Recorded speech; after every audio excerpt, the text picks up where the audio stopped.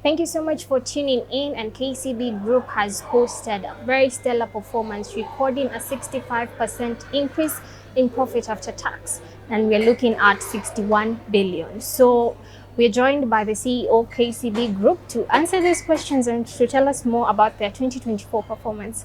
Thank you so much for joining us, Paul. Thank you for having me. Okay, so as I've said, the profit after tax, that is remarkable. What are some of the factors that contributed to this? I believe it is the underlying performance. We've had very good interest income, and that we've had a very good performance on the FX income, particularly for our KCB Kenya business and the DRC business. But as well as we've been able to manage our costs and manage our losses, particularly on credit-related losses. Okay, and last year you announced that you're going to sell NBK. So how is that going on so far? And when you get the sale money, are you eyeing an expansion to Ethiopia? We we think we're at the tail end on the NBK transaction. It's running behind schedule because there are certain conditions that the Central Bank of Nigeria put to it. But we believe we are on track to conclude that transaction. Ethiopia had nothing to do with the sale of NBK. We believe that there is value in going to Ethiopia, but we also agreed with the board that we need to take sufficient study and ready ourselves when the time comes on Ethiopia. So Ethiopia, we are still keen on it. We have businesses like Tanzania that is doing extremely well.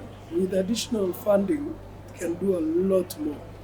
So I think we are thinking, is it special dividend? Is it put it back to some businesses that are doing very well? The board will make the call once the money comes in. Okay, we're waiting for that decision. Yeah. And with the ongoing DRC clashes, how is that going to affect your TMB subsidiary?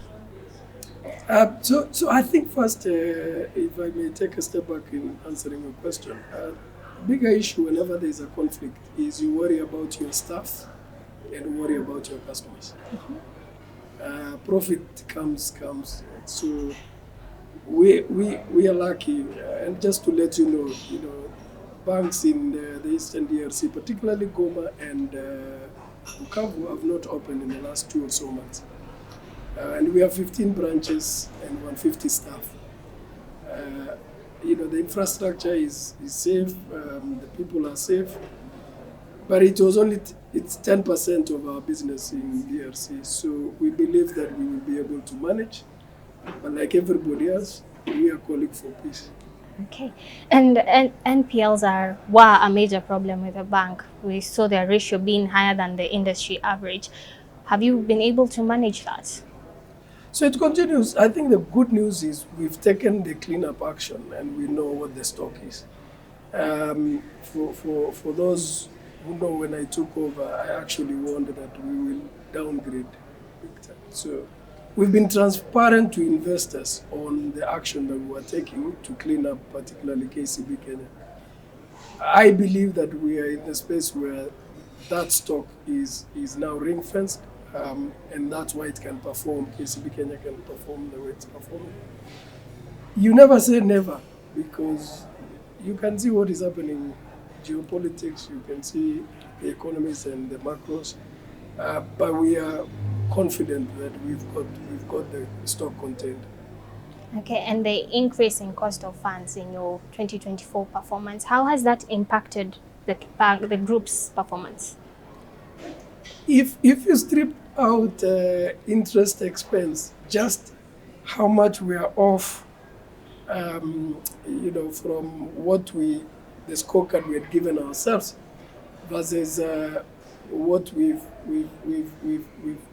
had to take, the numbers would have been crazy today. I think you would easily have an additional 6 billion off from our target on that profit that is. Oh.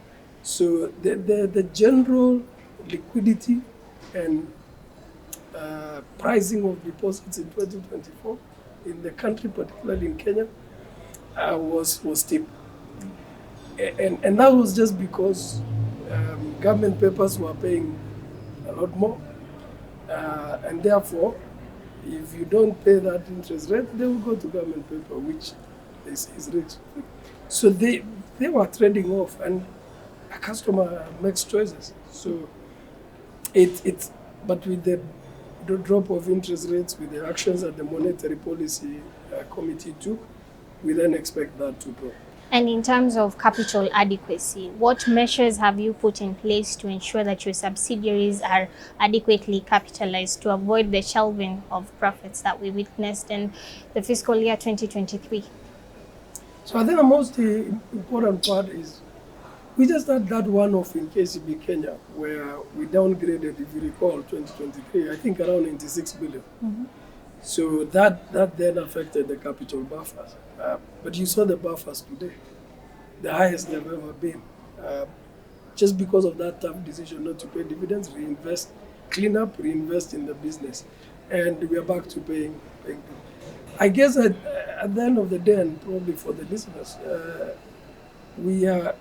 some of us are agents for the period to do the right thing for a sustainable organization.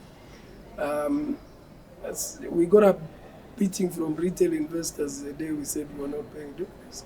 I bet they can look around today and say it was better not to pay dividends and go and do a rights issue, because you're going to ask for the same people, but ask them for 12 months for you to come back to reward them. So what is your vision for 2025? Wow, I think the truth is we have a strategy, 2024-2026, a strategy it's dubbed Transforming Today Together. Let me just touch on those three words. When we put it in early 2024, actually in November 2023, we were very clear on what those three words meant. Today was a sense of urgency. It's not tomorrow, it's today. Transformation is complete new.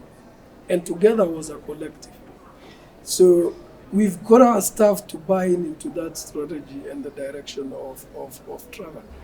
Now, it tells you the 2024 result is not by accident. It is hinged on a strategy.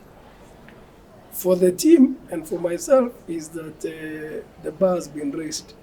So it's not going to be easy, but I think I have one of the best workforce.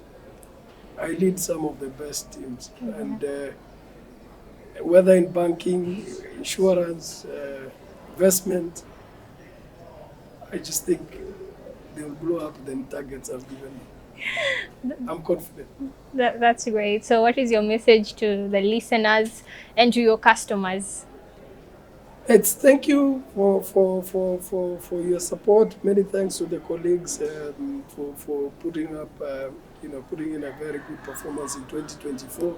It's been amazing support from our customers. Fantastic support from investors and shareholders, because at some point we had 15 shillings. We really struggled on that particular component. I think the fact that the share price is around 44 shillings tells you the confidence they have. We just look forward to more support, and I can assure that I'm going to focus on customer experience. Wonderful. Thank you so much for your time. Asante sana.